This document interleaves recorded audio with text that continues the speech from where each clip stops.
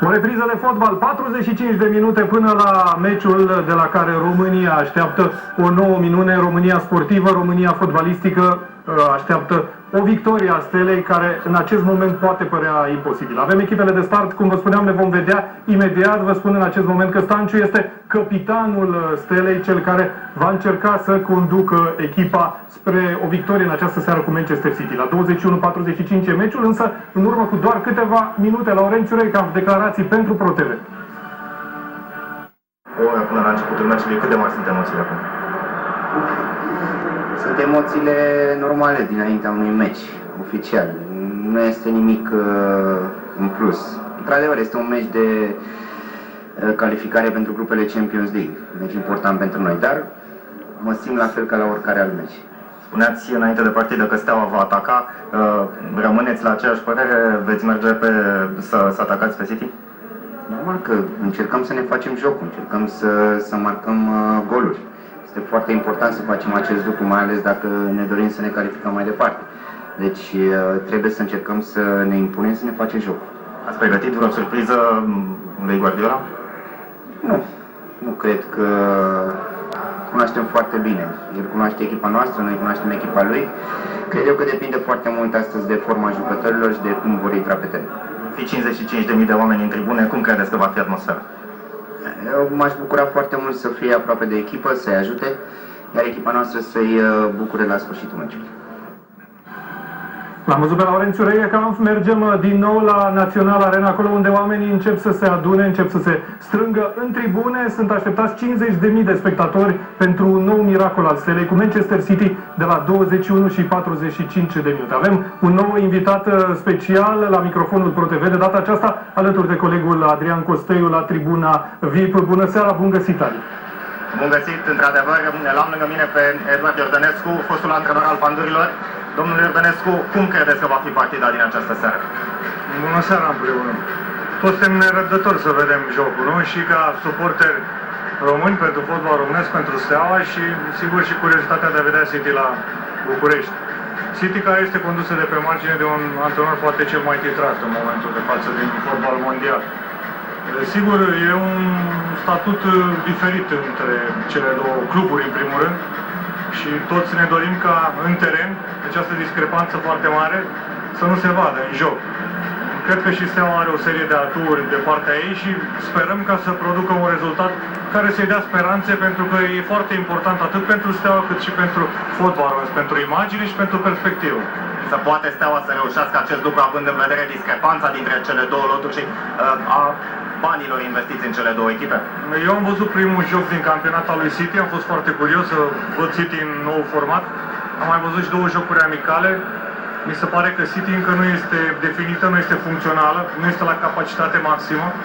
Știm foarte bine complexitatea organizării de joc pe care o implementează de obicei Guardiola și cred că aceste lucruri apar doar în timp, trebuie timp. Și mi se pare că în momentul de față City nu este încă în vârf de formă.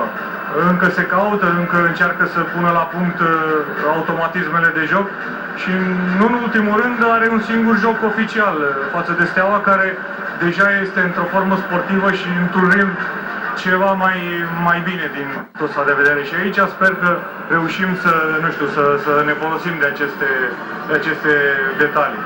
Toată lumea îl vede pe Nicolae Stanciu drept principala armă a Stelei. S-a scris că sunt echipe interesate de el care au venit la acest meci, care vor să plătească 8, 9, 10 milioane de euro.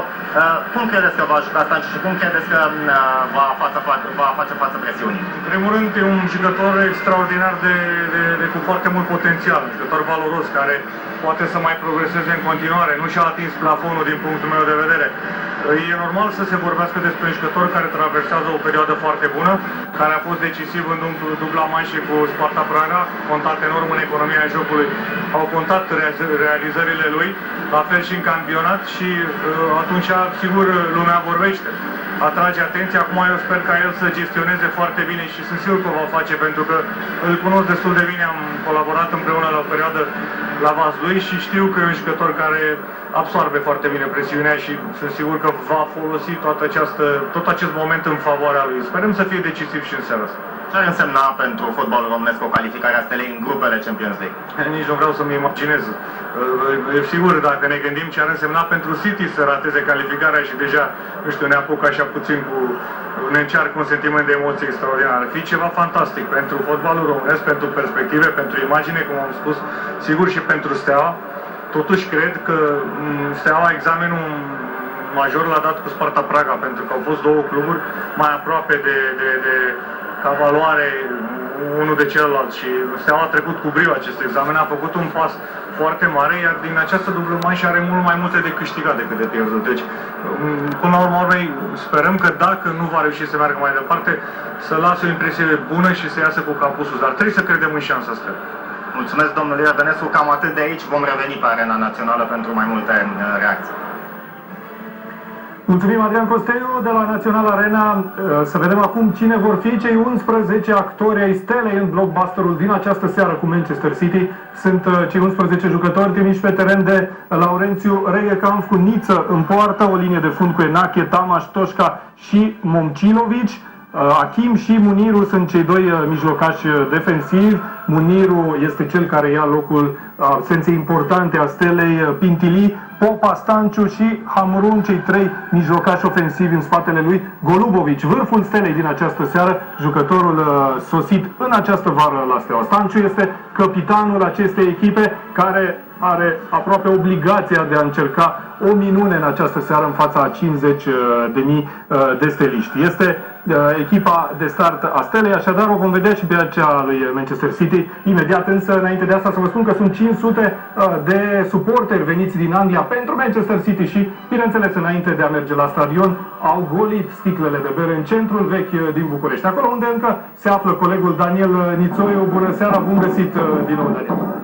Bună seara, Lucian, bună seara, doamnelor și domnilor! Toată ziua și ieri au răsunat aceste tobe în continuu, însă a venit acum momentul ca ele să stea liniștite, pentru că în câteva momente va începe vijelia roșie-albastră pe stadionul Arena Națională. Aici barul s-a agolit aproape, dar nu toți suporterii lui Manchester City au ajuns la stadion. Oare de ce? Iată câțiva aici. Hello guys, o să întreb de ce nu au ajuns la stadion.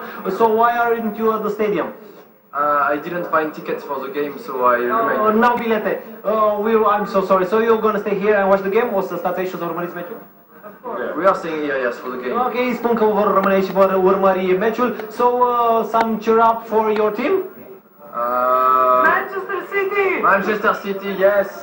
Ok, ar fi mai mulți decât mine, dar să nu uităm că Steaua a câștigat odată Liga Campionilor. Acum 30 de ani, dar ce mai contează, Steaua a câștigat odată Champions League. Atât deocamdată de aici, Lucian? Da, mulțumim, Daniel.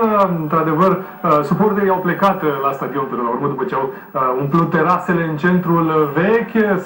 Nu sunt foarte mulți spectatori ai Manchester City, suporteri veniți pentru acest meci de la București, sunt însă jucătorii de top ai lui City. City a investit 200 de milioane de euro în transferul, în timp ce Steaua a cheltuit 3 milioane. Totuși o sumă importantă în această vară pentru Steaua, care are garantate grupele Europa League, de unde îi vin cel puțin 10 milioane de euro în această vară, bani care se duc și în fotbalul românesc. Gigi Becali este cel care a promis noi jucători. Haideți să vedem ce spune patronul Stelei înaintea meciului din această seară.